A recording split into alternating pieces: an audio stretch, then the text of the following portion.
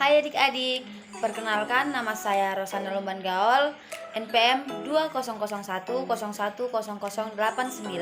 Saya dari kelas PGA 2, Program Studi Pendidikan Guru Sekolah Dasar, Fakultas Keguruan dan Ilmu Pendidikan. Baiklah, di sini saya akan menjelaskan beberapa bagian tentang permainan tradisional. Yang pertama, pengertian permainan tradisional. Yang kedua, jenis-jenis permainan tradisional. Dan yang ketiga, manfaat permainan tradisional. Yang pertama, pengertian permainan tradisional. Permainan tradisional merupakan simbolisasi dari pengetahuan yang turun-temurun dan mempunyai bermacam-macam fungsi atau pesan di baliknya, di mana pada prinsipnya permainan anak tetap merupakan permainan anak. Permainan tradisional juga dikenal sebagai permainan rakyat, merupakan sebuah kegiatan rekreatif yang tidak hanya bertujuan untuk menghibur diri, tetapi juga sebagai alat untuk melihat hubungan dan kenyamanan sosial. 2. Jenis-jenis permainan tradisional. A. Petak umpet. Petak umpet adalah permainan tradisional yang telah ada sejak lama dan dimainkan oleh seluruh anak di berbagai belahan dunia. Petak umpet adalah sejenis permainan cari dan sembunyi yang bisa dimainkan oleh minimal 2 orang atau lebih yang umumnya berada di luar ruangan. Cara melakukan permainan ini yaitu yang pertama, kumpulkan teman sebanyak-banyaknya. Yang kedua, semua anak melakukan gambreng sampai tinggal 2 anak. Kemudian 2 anak yang tersisa harus suit sampai 3 kali. Yang kalah itulah yang akan menjaga gawang. Yang ketiga, yang menjaga menutup matanya sambil menghitung 1-10 atau berapapun angka yang ditetapkan. Yang keempat, anak-anak lain cepat-cepat bersembunyi. Yang kelima, pada hitungan ke-10, penjaga atau pencari membuka mata dan mencari teman-temannya.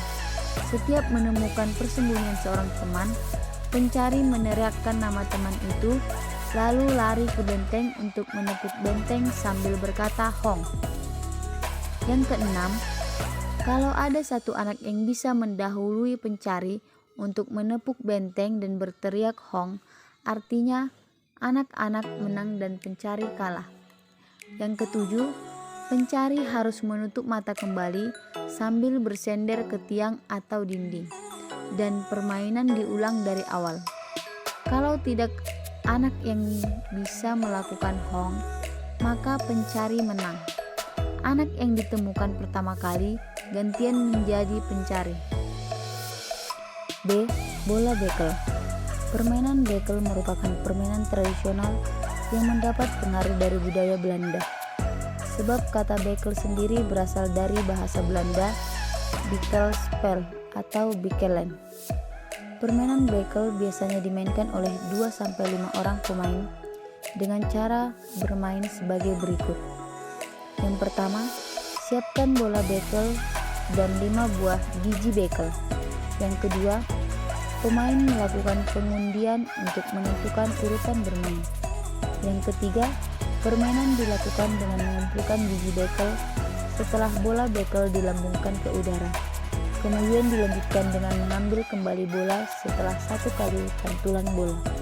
Yang keempat, pada babak pertama, pengumpulan biji bekel dilakukan secara bertingkat.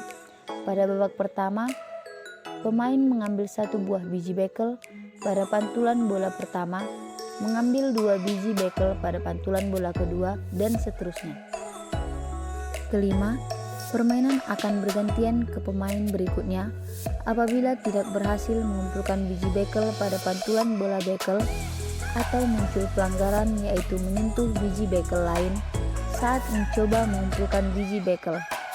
Keenam, pada babak kedua, biji bekel diatur dengan posisi menunjukkan sisi yang sama. Ketujuh, pada babak ketiga, biji bekel diatur sama dengan posisi menunjukkan sisi berbeda dari babak kedua. Dan kedelapan, pemenang permainan ini adalah pemain pertama yang berhasil menyelesaikan setiap babak dalam permainan. C. Gundu atau kelereng. Kelereng merupakan salah satu mainan anak-anak yang paling populer, khususnya bagi anak laki-laki. Kelereng di beberapa daerah disebut juga dengan nama gundu, sneker, gotri atau guli. Kelereng adalah mainan yang murah meriah sehingga dapat dimainkan oleh berbagai kalangan. Cara bermain kelereng yaitu Anda hanya perlu membuat gambar lingkaran kecil di tanah. Semua anak menaruh sebutir kelereng di dalam lingkaran. Lalu semua anak berdiri kira-kira 1 meter dari lingkaran di belakang sebuah garis. Secara bergantian, lemparkan sebutir kelereng lainnya ke arah lingkaran. Anak yang kelerengnya paling jauh dari lingkaran boleh main lebih dulu.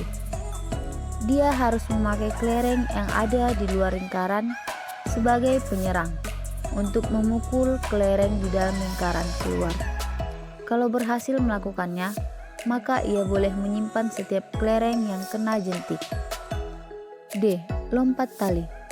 Lompat tali adalah sebuah permainan di mana satu orang atau lebih melompati sebuah tali yang dikibas-kibaskan sehingga kibasan tali tersebut melintasi bagian bawah kaki mereka dan atas kepala mereka. Permainan lompat tali adalah permainan tradisional yang memakai alat sederhana yaitu 1 tali dan 2 pemegang pinggirnya, dan bisa melatih kita menjadi tangkas, kuat dan cepat. Cara bermainnya yaitu suruh salah satu teman memegang ujung tali dan suruh satu teman yang lain memegang ujung tali yang sisi lain. Suruh mereka memutar tali dengan bersamaan, lalu masuklah ke dalam tali. Mulailah melompat dengan beriringan dengan irama tali. E. Engrang. Engrang atau juga jangkungan adalah salah satu tongkat yang digunakan seseorang agar bisa berdiri dalam jarak tertentu di atas tanah. Engrang berjalan adalah engrang yang diperlengkapi dengan tangga sebagai yang tempat berdiri atau tali pengikat untuk diikat ke kaki untuk tujuan berjalan selama naik di atas ketinggian normal.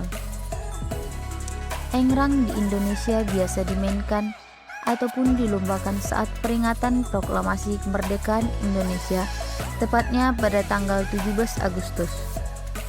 Cara memainkan engrang yaitu yang pertama menyiapkan engrang, kedua menegakkan engrang dan sedikit condong ke depan. Yang ketiga, posisikan engrang tidak sejajar. Salah satu kaki engrang harus di depan dan satunya lagi di belakang. Keempat, mulai menginjakkan salah satu kaki pada pijakan engrang diikuti kaki satunya. Kelima, mulai berjalan di tempat dan jangan berhenti jika tidak yakin pada posisi seimbang. Dan yang keenam, jika merasa akan terjatuh, jatuhkan kaki di antara engrang. Usahakan bermain di tempat yang luas. Baiklah, sekian penjelasan yang dapat saya sampaikan. Di sini saya menyarankan kepada penonton agar bisa memberikan inspirasi untuk membangun kembali permainan tradisional yang sudah sempat terlupakan atau ditelan perkembangan teknologi. Jika ada kalimat atau perkataan yang kurang tepat yang dapat menyinggung, saya mohon maaf. Sekian dan terima kasih.